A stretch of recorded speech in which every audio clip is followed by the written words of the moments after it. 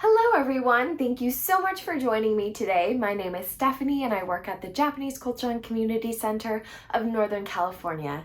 Today I'm excited to share a story from Japanese children's favorite stories.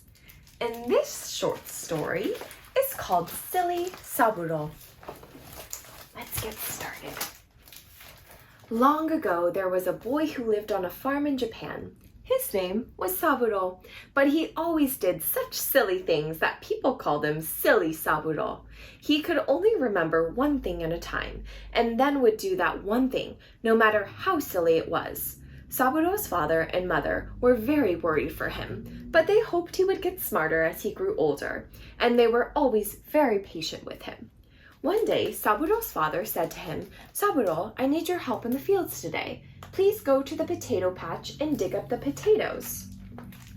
So there's silly Saburo and his parents. After you've dug them up, spread them out carefully on the ground and leave them to dry in the sun. "I understand, father," said Saburo, and he put his hoe over his shoulder and went out to the potato patch. Saburo was busy digging up the potatoes when all of a sudden his hoe hit something buried in the earth. He dug deeper and found a big pot that had been buried there. When he looked inside it, he found many gold coins. It was a great treasure that someone had buried long ago. "Father says I must dig things up and then leave them to dry in the sun," Saburo said to himself. So he very carefully spread the gold coins on the ground. When he got home, Saburo told his mother and father, "I found a pot of gold coins and spread them out in the sun to dry." Saburo's father and mother were very surprised to hear this. They ran back to the potato patch, but someone had already taken the coins. There was not a single coin left. "The next time you find something like this," Saburo's father said to him, "you must wrap it up very carefully and bring it home. Now don't forget." "I understand, father," said Saburo.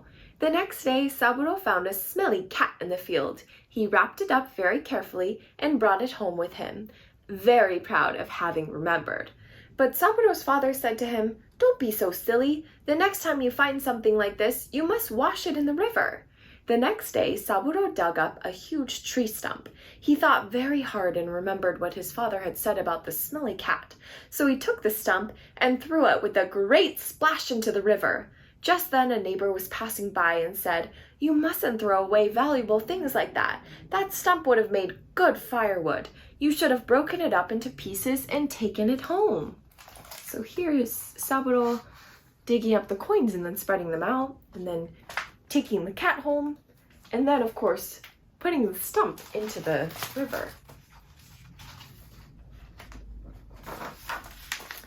"I understand," said Saburo, and started on his way home. Along the way, he saw a teapot and teacup that somebody had left beside the road.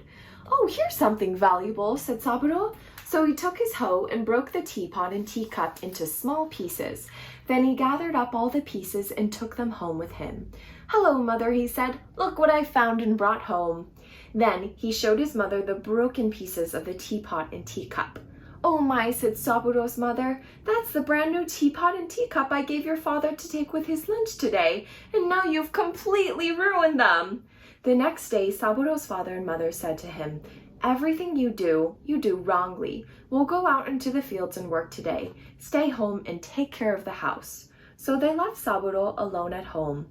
"I really don't understand why people call me Silly Saburo," Saburo said to himself. "I do exactly what people tell me to do." And that is the end of Silly Saburo. I hope you enjoyed that story. Thank you so much for listening today.